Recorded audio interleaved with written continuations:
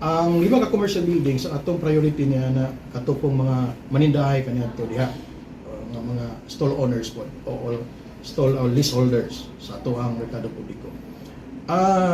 Niagi naman ang among proseso. Last year pa lang amo na nang naplastar, na-assign na namo sila kung asa sila nga stall o na-determine na po namo ang mga bakante which will be raffled in the coming days. Na-determine na namo pilang bakante na nanapamilis listing sa mga atong mga applicants. Ang atong mga aplikante nga bago ni kabot sa mga 60 kapin, ang atong bakante nga stores wala kabot 20. So unay realidad dia. But as soon as maplastar na nato atong mga old occupants, we will be calling these new applicants and we will be raffling the available stores. Ang ato ang nahimutangan karon sa ato ang mga modern jeepney, kanang mga government bus nga biyahe karon. O kaingon man katong mga old or mga conventional nga mga jeep, multicab, chariot, temporaryo lang na ilang himutangan karon tubangan sa atong business center. Tungod kay ang ilahag yung terminal, ato ag yung official nga terminal kana maging sa tunga. Pero mahitabo na kung maklearing na nato ng naa sa gihimo natong temporary nga relocation or temporary nga wet market kanang nasa tunga. Kung mahinayon ang ato ang target nga mobalik na sila sa sulod the end of March. So maklearing na diha apil na puning sa Rojas Street. So mabalik nag-operate ang kanang maong kalsada. So ang palibot sa ato ang public market mahimo na ma-access sa ato ang mga sakyanan, mga pedicab. Ang ato ang mga pedicabers na sila nahimutangan karon katong likod itong bag-o nga terminal. The mayor is directing me to do a further studies and tun-an kung ang possibility nga ibalhin nato ang ato ang mga pedicab terminal diri sa kilid sa ato ang along Rojas Street, kilid sa pader sa ato ang National High School o City High School. Amo pa nang tan-awon kung visible ba, kung wala ba'y kadaot nga mahatag kay tungod po na sa mulo sa ato ang mga pedicabers. But as soon as we open the mega market, the phase 1 of the project, the mega market and 5 commercial buildings, ma-open na po ning Rojas Street.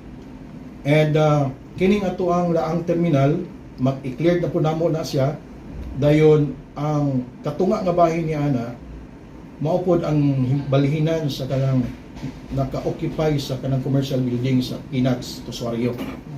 So kinama na yung mga existing. So kanang mga vendors diha, amo na silang ibalhin diri sa usa ka side sa ato ang daang terminal. Ang opposite side mao na atong ibalhinan sa ato ang mga modern jeepney or mga bus. Ang mga sidewalk vendors nato, doon na namin identify nga area para sila. Actually, diha sa ato ang Local Economic Enterprise Code, bawal gid ang sidewalk. Yes, sir. Tungod sa for human consideration, allow sila. Pero this time, sa isaksyon po sa tuang mga sa syudad aron mahimong hapsay ang tuang merkado publiko kay sayang man ug tuang bag-o atong gambalay nga pasagdaan ako nato nga nagpasad ang mga transient vendors tawag natong transient. So amo na silang ipahimutang. In fact, aron ma-accommodate gyud tanan, gi-uniform na mo aron masiguro na mo ma-uniform ang ilang space nga gamiton, we will provide a food cart. So naay cart nga among i-provide dayon i-assign na mo sila asa nga area. Specific lang yun ang area nga pwede mahimutangan sa mga transient vendors or commonly known as sidewalk vendors. We'll do our best to accommodate them all nga matagaan silang pwesto as transient vendors. But this time, dili na niingon angkon-angkon. Kaya naandar mo ko diha, tungkol kay isemi na una, niangkon sa dako kay nga lugar, unya panilgon ni mo dako kay tungod kay ang ato ang basis sa collection sa mga transient vendors o sidewalk vendors, base man sa per square meter sa ilahan i-occupy, mo reklamo. Gani, uban mag-post pa sa social media. Pero actually, hindi dako ilang bayron mo tungod po sa ilahang kagustuhan, hindi dako ilang occupy.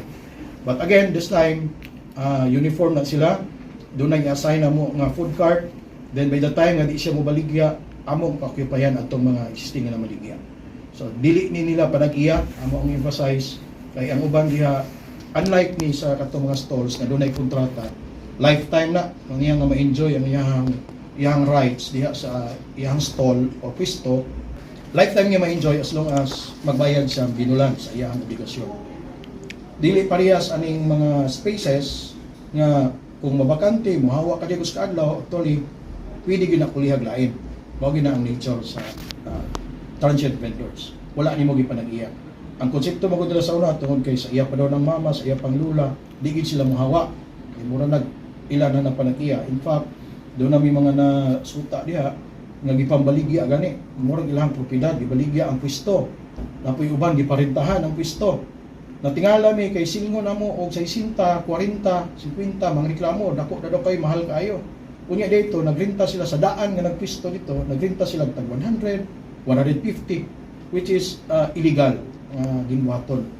So among gi-encourage nga tanang mga transient vendors mo cooperate sa atong opisina, anto sa opisina aron matagan namo sila og luna. Panikamutan sa masungingon, panikamutan namo kay mo primando nimo nga kung mahimo walay ma-dislocate, walay mapahawa ng mga transient vendors. Amo ni silang pangutang pero dili na sila pwede magbuot kung sa kadako ilang occupy. The important thing is padayon ang ilang pagnegosyo. Ron Dakbayan.